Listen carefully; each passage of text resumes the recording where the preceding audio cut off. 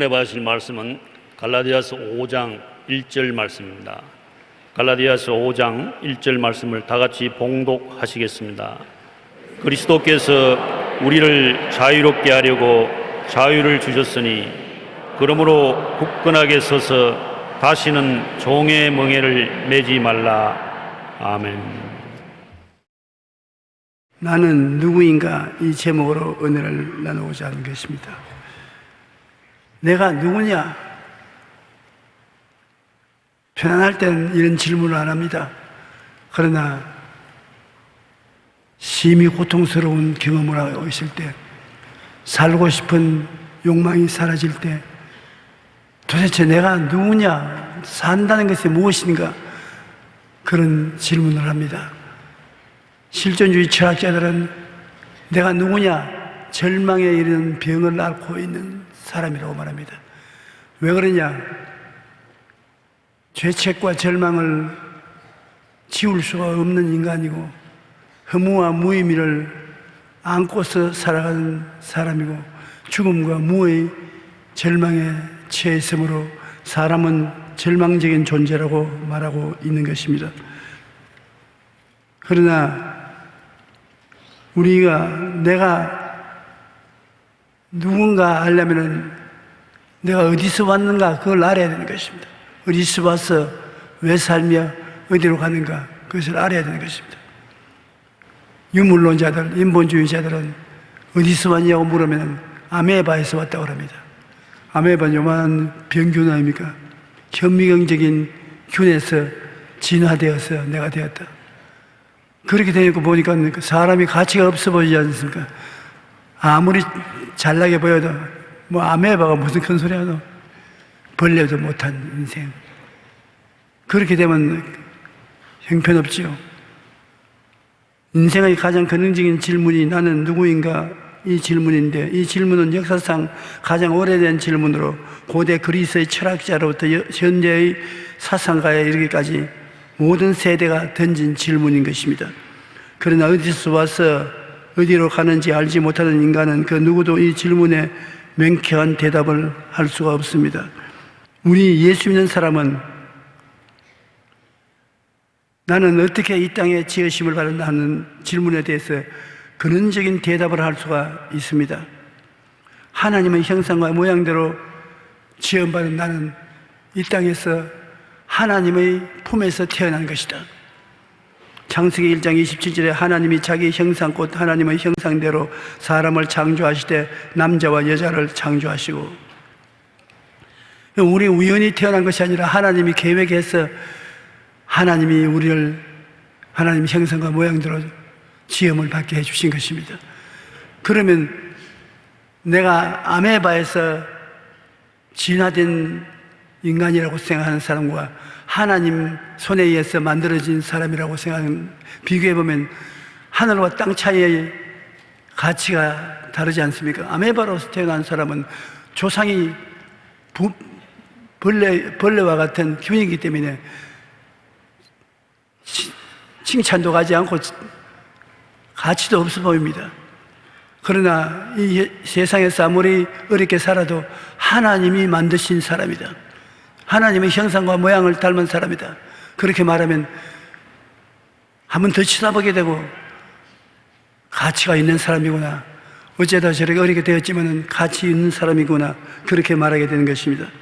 하나님의 모양대로 지음을 받아 하나님을 섬기고 감사하기 위하여 사는 것입니다. 왜 삽니까? 밥 먹고 사는 것이 인생 전문입니까? 제가 폐병 걸려서 피를 토하고 집에 있을 때 아버님께서 내게 와서 야, 인생이란 아무것도 아니다. 먹다 죽는 것이다. 그러므로 너무 슬퍼하게 생각하지 마라. 그때 내가 아버님 생각하는 말을 도저히 받아들일 수가 없습니다.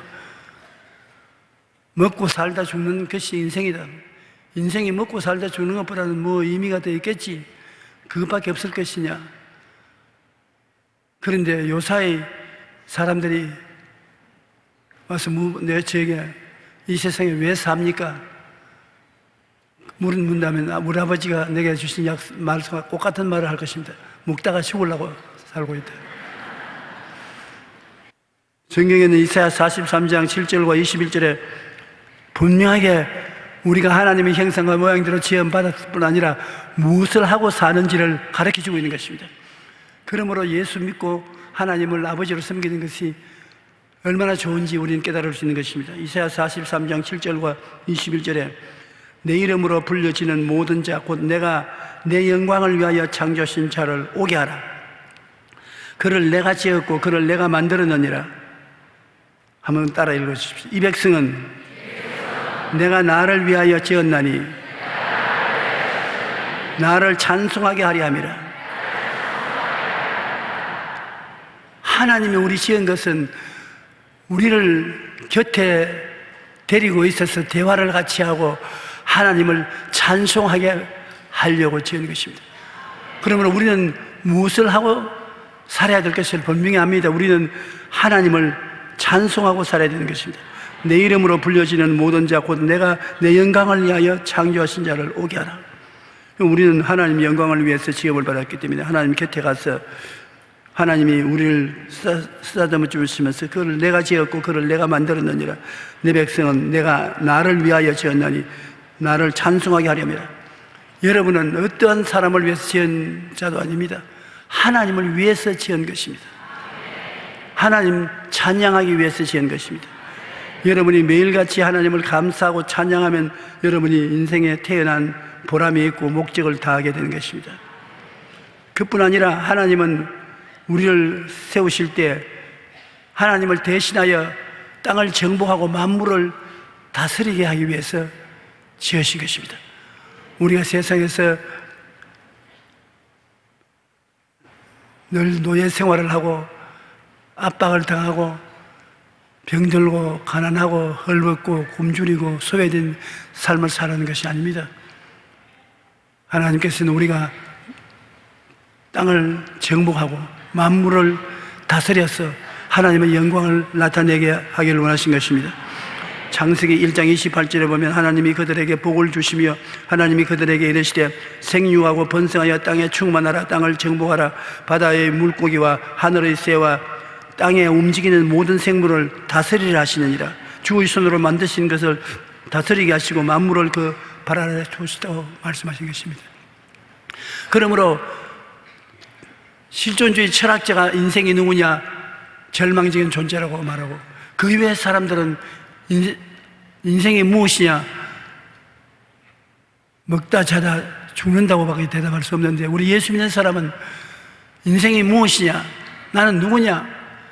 이래 봬도 하나님의 형상과 모양대로 지음을 받은 사람이다. 하나님 닮은 사람이다. 그 무 때문에 태어나느냐? 이 땅에 살면서 하나님 곁에 있고 하나님과 대화하고 하나님을 찬양하기 위해서 지음을 받았다. 이것이 하나님을 섬기는 길이고 이렇게 하나님의 나라를 구하면 하나님이 모든 일을 우리에게 이루어 주시는 것입니다. 그러므로 우리는 하나님을 떠나서 살 수가 없습니다.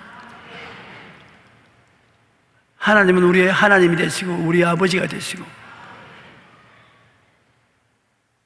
우리 보호자가 되시고 우리가 섬기고 살 목적이 되는 것입니다.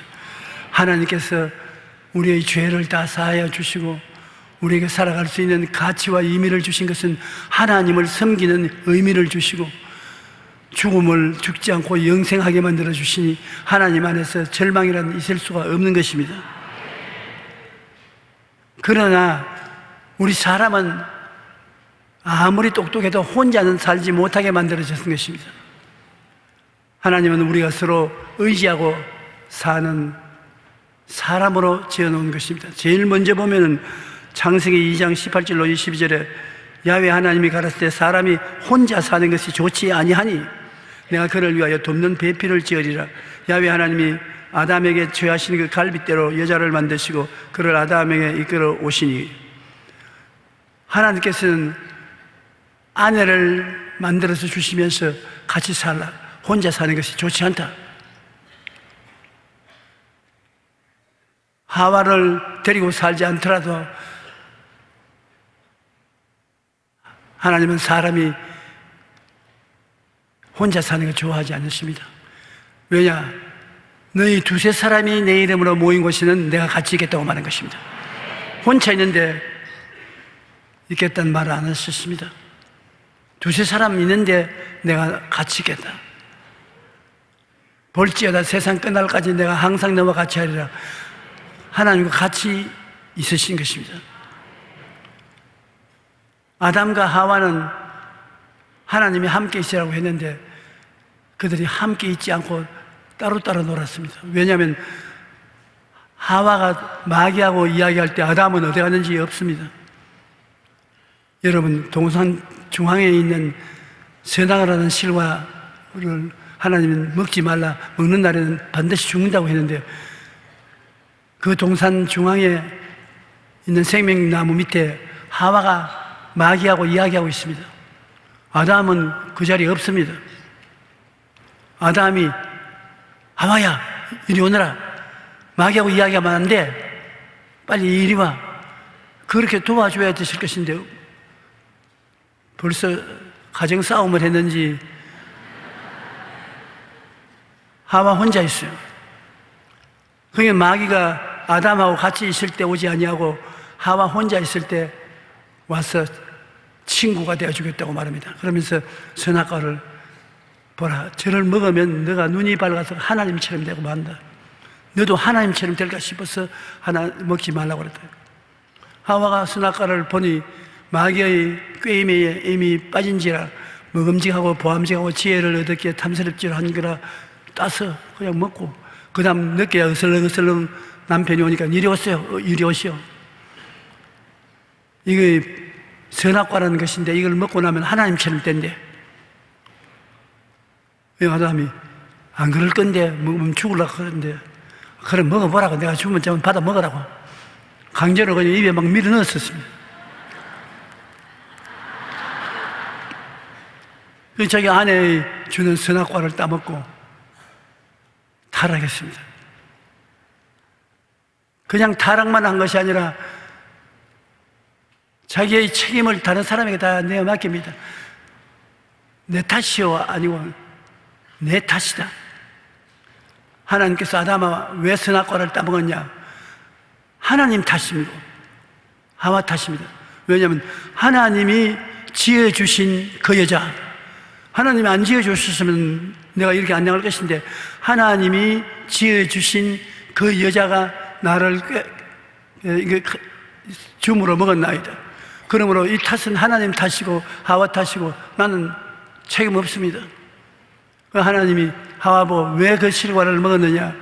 마귀가 꿰물어 먹었나이다. 마귀 탓입니다. 그때부터 시작해서 오늘까지 사람들은 내 탓이요라고 말하지 않습니다. 우리는 그러므로 하나님 앞에서 범죄하고 난 다음 저주를 받았습니다. 땅은 저주를 받아서 가시와 은극해가 나고 이마에 땀을 흘려야 먹고 사는 것입니다. 그리고 병이 되는 것입니다. 너는 흑인이 흑으로 돌아가라. 흑으로 돌아가기 위해서 병들고 고통을 당하고, 그 다음에는 남편은 아내를 지배하라. 부부간에 동등하게 살아야 될 것을 남편은 아내를 지배하고 구박하고 여권을 인정하지 않습니다. 그리고 자녀를 낳는 큰 고통을 겪을 것이라고 하는 것입니다. 어디에 봐도 고통이요. 땅은 저주받았지. 부부간의 사이는 이제 다스리고 지배하는 사이가 되었고, 땅은 가시와 은거키를 내고 곡식을 내지 아니하고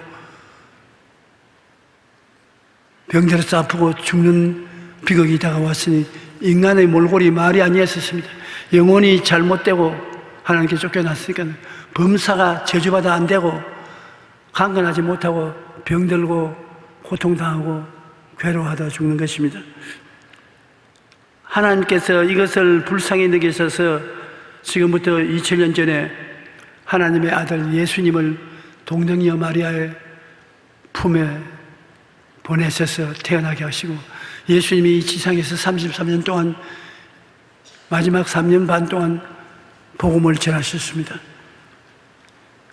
예수님이 오신 것은 우리의 죄를 대신 짊어져 주고, 우리의 허물을 대신 갚고, 우리의 병을 대신 알아주시고, 우리의 저주와 가난을 대신 짊어지시고, 우리의 죽음을 대신 죽어주기 위해서 오신 것입니다.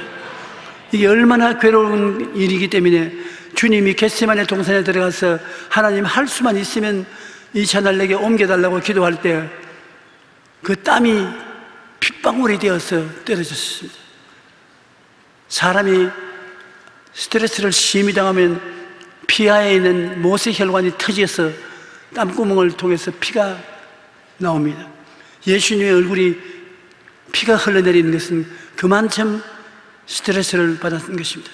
하나님이 사람에 대해 오셔서 사람 가운데서 사시다가 인간이 당하는 가장 비극적인 심판을 받아 십자가에 못 박여 죽게 된 것입니다. 그러나 우리가 여기서 알아야 될 것은 십자가를 통해서 예수님께서는 우리의 잘못을 100% 청산하는 것입니다. 죄를 90%만 청산하고 10%는 너가 갚으라 하면 안 되지요. 그 은혜를 인하여 믿음으로 말미암아 구원을 얻는 이것이 우리에게서 난 것이 아니요 하나님의 선물이라 행위에서 난 것이 아니니 자랑할 자가 없다고 말한 것처럼 여러분의 죄는 100% 영원히 청산되어 버렸습니다. 여러분의 병도 주님께서 100% 대신 짊어졌고, 저주와 가난도 100% 책임지고, 사망과 음부도 100% 책임을 지었습니다. 오직 믿기만 하면 되는 것입니다. 여러분, 우리와 비슷한 신학을 가진 교파가 있지요. 가톨릭 교황이 오셔서 지금 아주 이기양양하고 얼마 있으면 온 한국이 가톨릭 땅이 될 것 같은 그러한 느낌이 옵니다만, 세계적인 훌륭한 분이 오셨으므로 우리가 손님을 잘 대접해서 보내는 것은 당연한 일입니다만, 그들이 믿는 교리하고 우리하고 뭐가 다르냐, 그것을 사람들이 자꾸씩 묻습니다. 날 보고 하신 말씀이 말 잘못하면 큰일 나니까 말은 아끼면서도 무엇이 다른지 우리에게 가르쳐 달라고 합니다. 우리 신교는 예수 죽음 내 죽음으로써 예수를 믿음으로 전적인 예수님의 은혜로 구원받는 것을 말하는 것입니다. 그게 사람이 플러스 마이너스 보탤 것 없어요.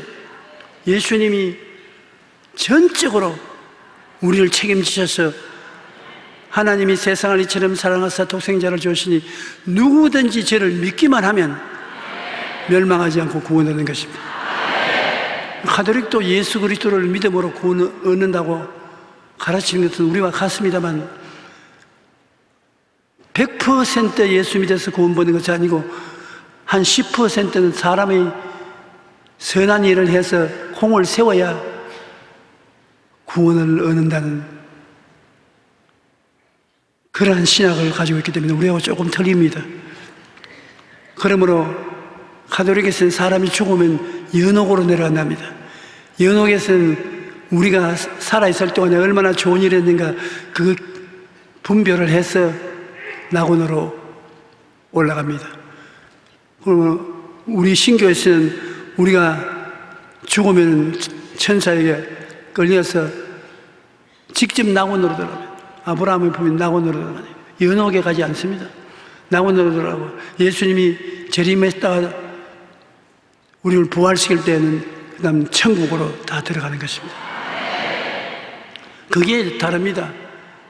그러므로 가톨릭 신앙은 예수를 믿고 난 다음에도 한평생에 착한 일을 하고 선한 일을 해야 되는 것입니다. 그것이 없으면 연옥에 들어가서 어려움을 겪게 되는 것입니다. 그러나 우리 기독교는 전적으로 예수님이 내가 90%만 이루었다. 10% 너희들이 맡아 해라. 그건 난 모르겠다. 그러고 세상에 떠셨습니까? 내가 다 이루었다고 세상에 떴습니까?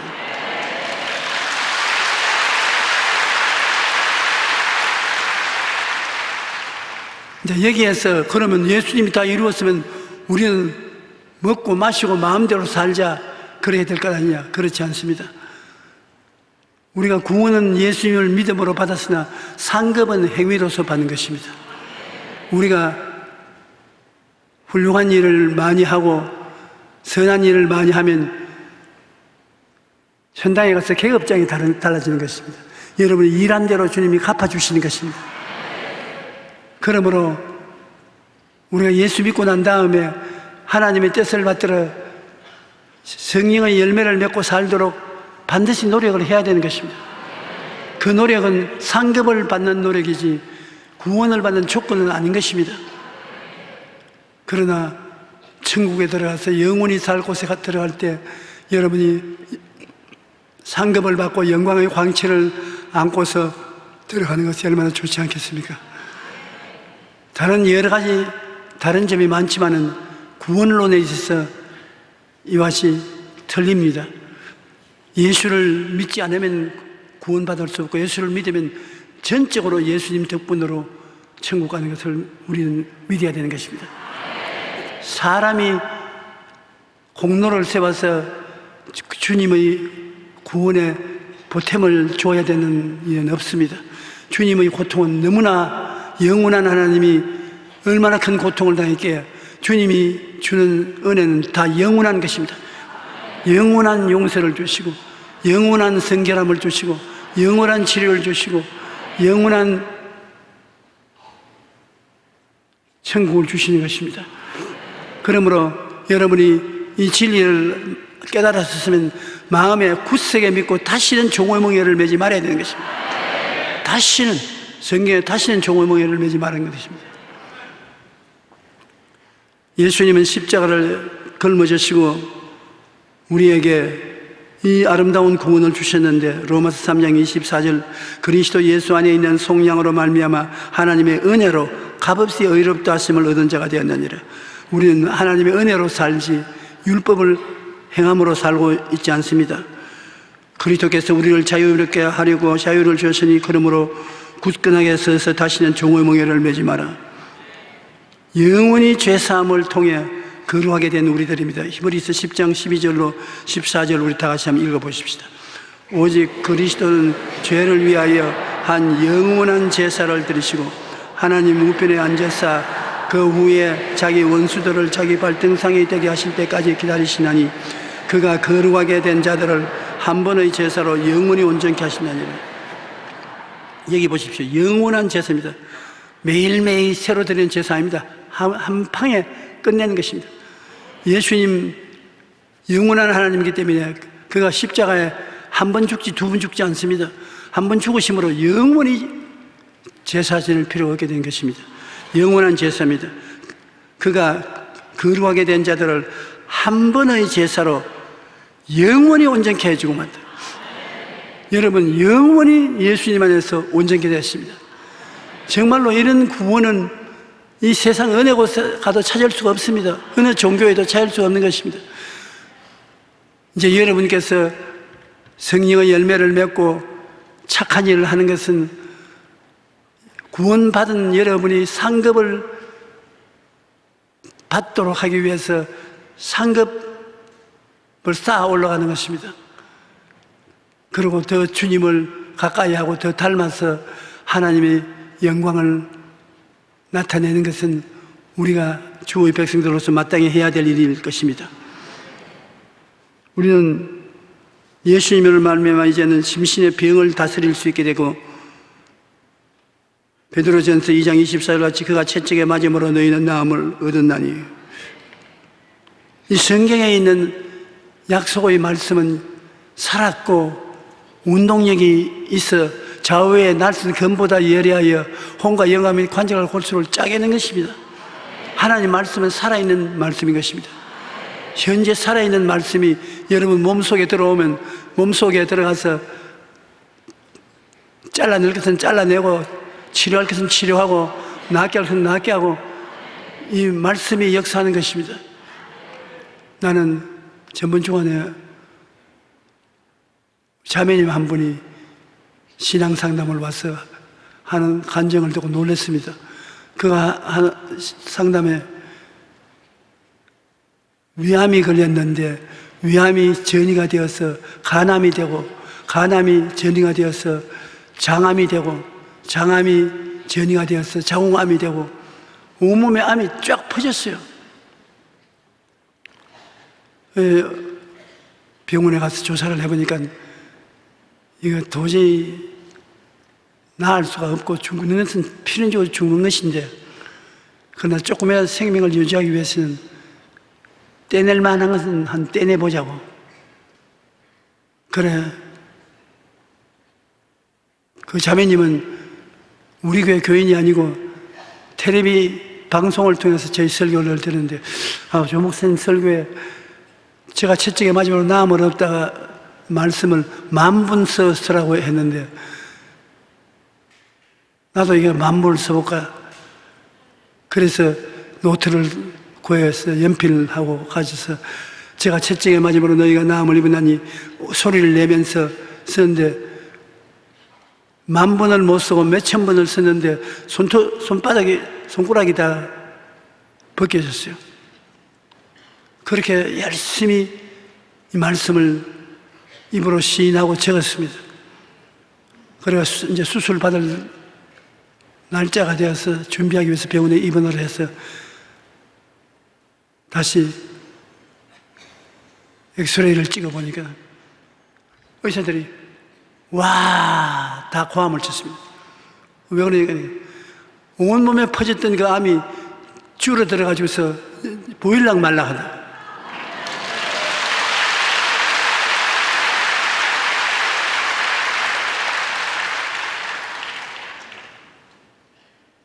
자기도 깜짝 놀랐다는 것입니다. 그렇게 하나님의 말씀이 힘이 있는 줄 몰랐다. 그래가 조금 남아있는데 그것은 수술로 떼내자 하는데, 떼내는 것보다도 목사님께 와서 안수기도 받고 하나님 능력으로 깨끗이 나기 위해서 찾아왔다고. 그래, 제가 안수를 하니까 아주 기분이 좋아요. 여러분들도 성경 말씀을 살아있는 말씀으로 취급해야 되는 것입니다. 말씀이 뭐냐? 예수님이 말씀이 육신이 되어 우리 가운데 거했던 것인데, 예수님이 바로 말씀이거든요. 예수님이 육신이 되어서 이 땅에서 사역하셨습니다. 부활 승천하고 난 다음에는 예수님이 성령을 통하여 말씀 안에 들어와 있는 것입니다. 말씀이 살아있으므로 하나님 말씀을 필요할 때 받아들여서 그것을 자꾸 외우십시오. 자꾸 외우고 감사하고 하면 그게 운동력이 있어서 온몸에 들어와서 운동을 하는 것입니다. 하나님의 말씀은 살았고 운동력이 있어. 말씀은 가만히 있을 수가 없습니다. 살아서 운동력이 있어 역사를 하기 때문에 여러분에게 치료와 변화가 다가오게 되는 것입니다. 예수님께서는 세상에 있는 저주를 다 청산하셨습니다. 우리 이것도 읽어보십시오. 갈라디아서 3장 13절. 그리스도께서 우리를 위하여 저주를 받은 바 되사 율법의 저주에서 우리를 속량하셨으니 기록된 바 나무에 달린 자마다 저주하려는 자라 하였습니다. 저주가 들면 하는 일마다 다 안 되는 것이죠.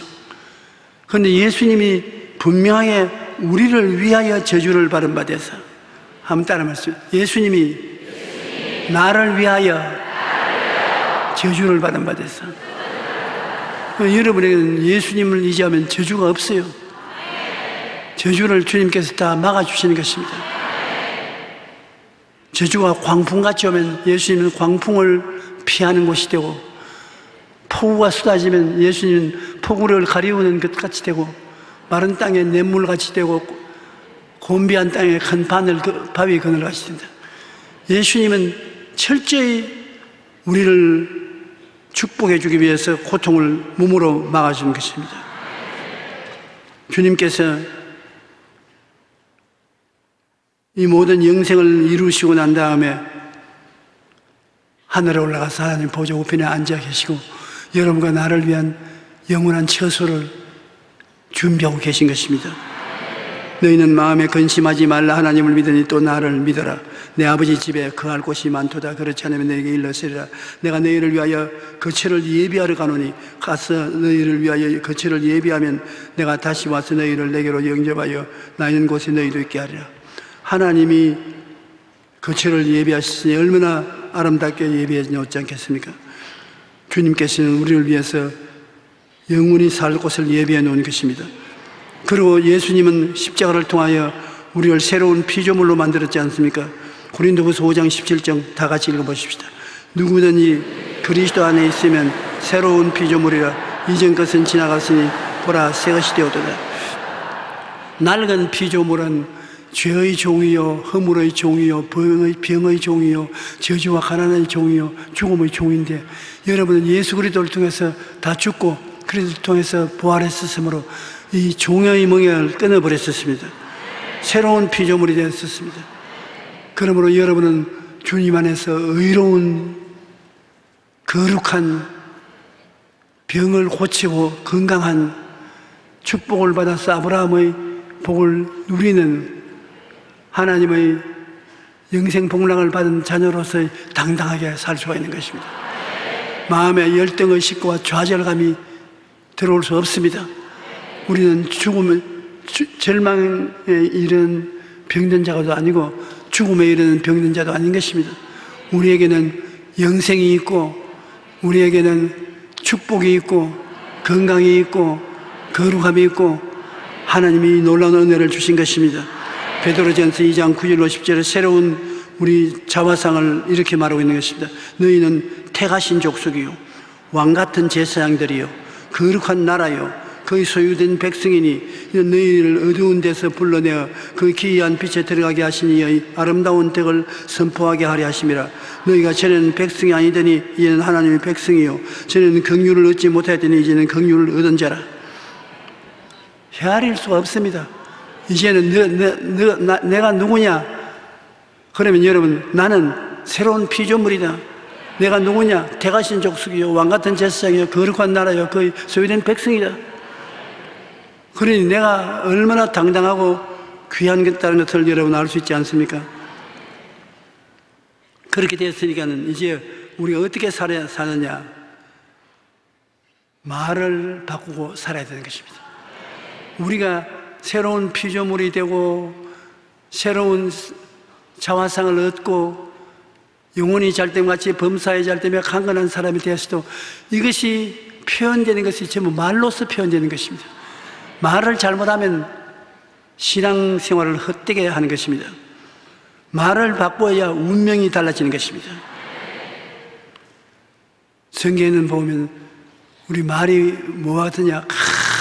큰 폭풍이 이런 바다에 배가 항구를 향해서 가는데 누가 그 항구에 가도록 만들어주냐? 배 밑에 눈에 안 보이는 곳에 있는 키가 배를 방향을 정하는 것입니다. 여러분의 몸을 붙잡고 방향을 정해주는 것이 여기 키입니다. 혀가 여러분 인생을 살아가는 키가 되는 것입니다. 말이 막 달려오는데 그 말을 어떻게 조정하는 것입니까? 셋조각을 입에 넣고 그걸 셋조각을 땡김으로 말을 조정하는 것처럼 여러분 인생을 조정하는 것도 혀에서 말로서 조정하는 것입니다. 불씨가 잘못 간섭하면 온 도시를 태우지 않습니까? 혀는 잘못 사용하면 온 인생을 불태우는 불길이 될 수도 있는 것입니다. 그러므로 우리가 생각도 말로서 나타내고 꿈도 말로서 나타내고 믿음도 말로서 나타나고 축복과 저주도 말로서 나타나기 때문에 우리 인생에서 가장 우리의 운명을 좌우하는 것이 말입니다. 여러분, 하나님이 무엇으로 우주를 지었습니까? 말씀으로 천지를 지으신 거죠. 빛이 있으라, 공창이 생겨나라, 물이 갈라져라, 다 말씀으로 세계를 지으신 것입니다. 여러분은 하나님의 형상과 모양대로 지었기 때문에 여러분의 운명과 여러분의 인생은 여러분의 말로서 지어가는 것입니다. 평소에 늘 하는 말이 여러분을 지배하는 것입니다. 말이 입안에 있을 때는 여러분이 말을 다스리지만은 일단 여러분 입에서 나가면 말이 독립을 해서 여러분의 삶을 지배하고 다스리는 것입니다. 그러므로 우리가 거듭난 사람이 되었으니까 하나님께 대화를 하는 것은, 하나님을 예배하고 찬양하고 기도하는 것은 하나님과 대화하는 것입니다. 우리는 항상 하나님 앞에 감사와 찬양을 드리고 하나님과 대화해야 되고 마귀하고는 싸워야 되는 것입니다. 예수 이름으로 명하노니 물러갈지어다. 그리스도의 이름과 그 보혈의 능력으로 명하노니 물러가라. 마귀는 말로서 쫓아내야 되는 것입니다. 그리고 말로서 이웃을 축복해 줘야 되는 것입니다. 여러분, 돈을 주거나 옷을 주지 않는다고 해도 말로서 축복하면 그 축복이 가서 그 역사를 이루는 것입니다. 자식들도 공부 잘해라, 건강하다, 훌륭하게 자라라, 넌 참 똑똑하다, 축복을 해 주십시오. 이웃도 축복을 해 주십시오. 우리 한국 사람이 세계 OECD 국가 중에서 제일 행복하지 않은 것이 한국 사람이라는 것입니다. 미국이나 구라파 사람에게 Are you happy? Yeah, I'm happy. 그래서 한국 사람은 당신 행복합니까? 아이고 개면찍게 무슨 그런 질문을 하고, 아니 몰라요. 한국 사람은 그렇게 대답을 해요. 근데 왜 그러냐, 연구를 발표한 논문을 제가 읽어봤는데, 구라파 사람들이 영어는 행복하다는 말을 하기가 참 쉬워요. Are you happy? 행복합니까? I'm happy.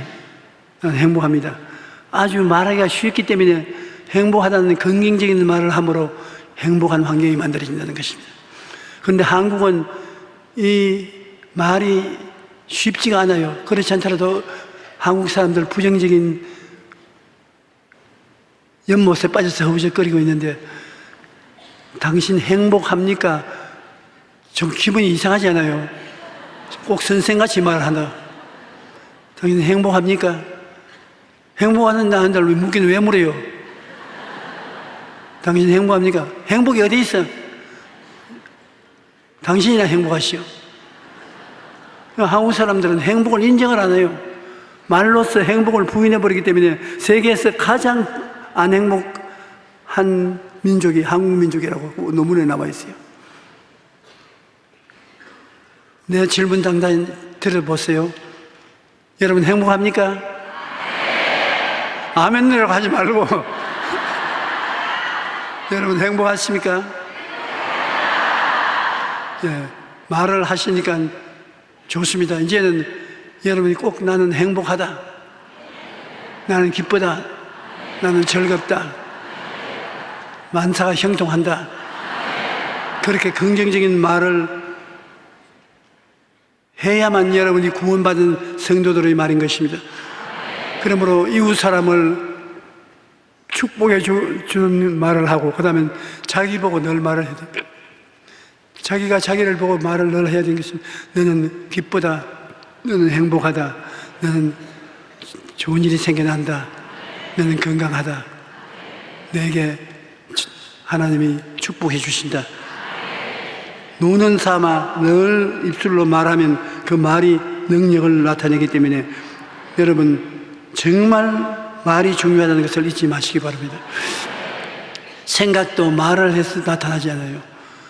꿈도 말을 통해서 나타나는 것입니다. 요셉이 자기 꿈꾸고 가슴에 감추고 있었으면 안 되지요.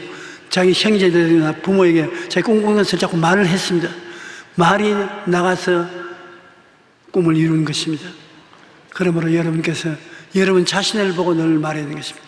하나님 보고 말하는 것은 감사와 찬양이고, 마귀 보고 말하는 것은 쫓아내는, 나가라 물러가라고, 이웃하고 말하는 것은 축복을 말해가지고, 자기에게 말하는 것은 자기가 바라고 원하는 것을 긍정적으로 말을 해야 되는 것입니다. 이 말을 오늘 말하게 하면 굉장한 축복의 근원이 되는 것입니다.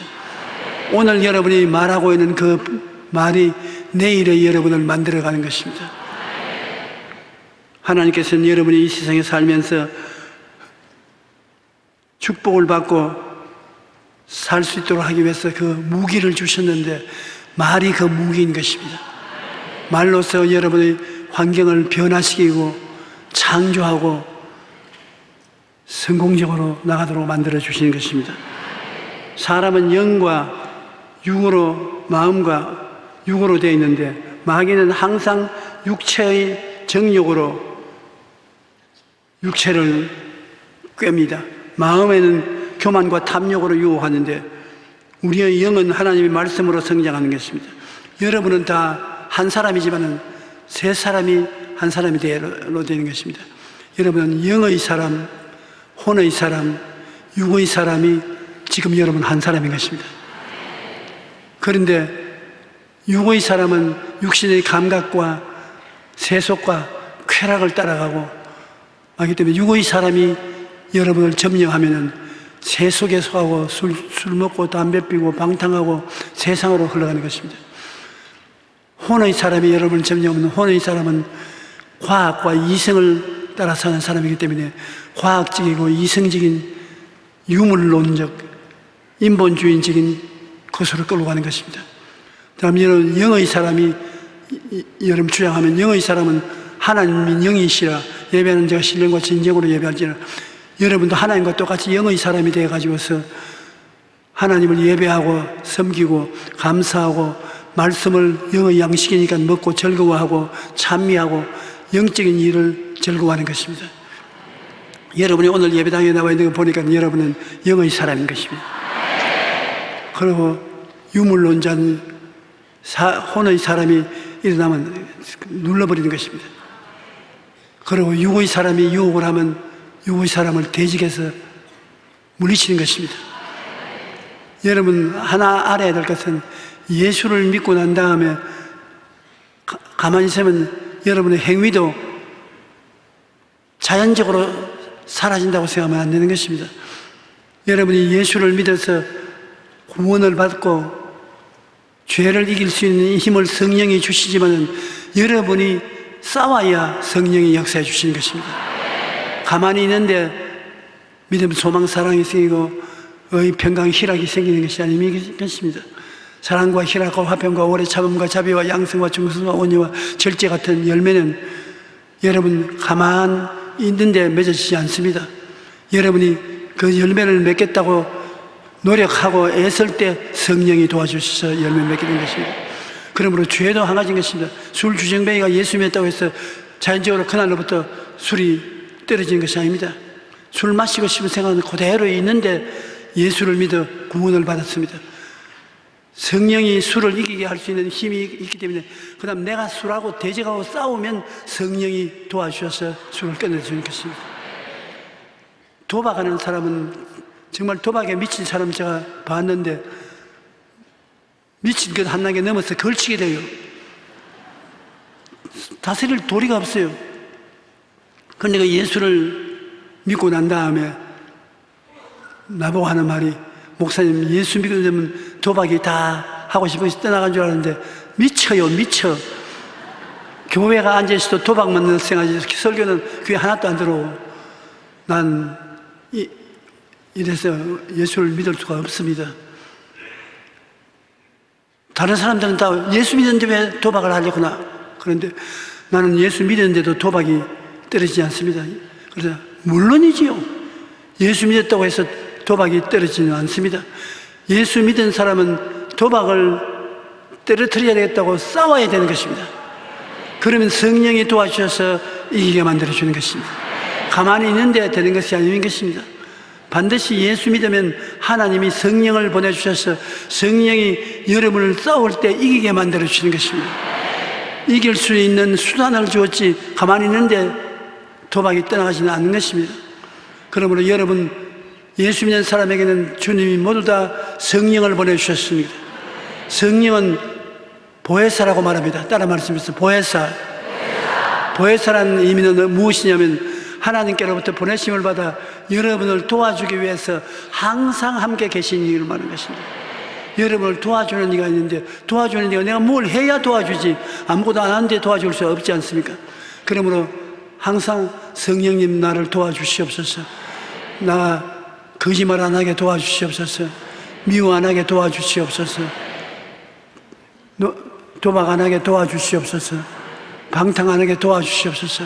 그리고 대결하고 일어나면 성령이 도와주시는 것입니다. 그러므로 우리가 말로서 성령과 그런 대화를 해야 되는 것입니다.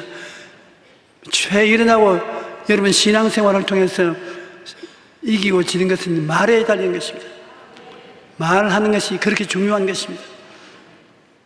여러분이 죄를 이기고 허물을 이긴다고 계속해서 말하면 성령이 그 말을 통해서 죄와 허물을 무장 해제해버린 것입니다. 나는 건강하다, 튼튼하다, 씩씩하다, 병을 이겼다 계속 말하면 여러분 병은 물러가 버리고 마는 것입니다. 나는 축복받는다, 가시와 은극히가 떠나갔다, 저주는 물러갔다, 나는 아브라함의 복을 받았다, 나는 형통한다. 늘 그 말을 하면 그 말이 바로 그것을 만들어내는 역사를 하는 것입니다. 말을 여러분 잘 사용하면 여러분 팔자를 고치고도 남음이 있습니다. 우리의 영이 하나님의 영과 하나 되어 3차원의 세계를 다스리게 되시기를 주님 이름으로 축원합니다.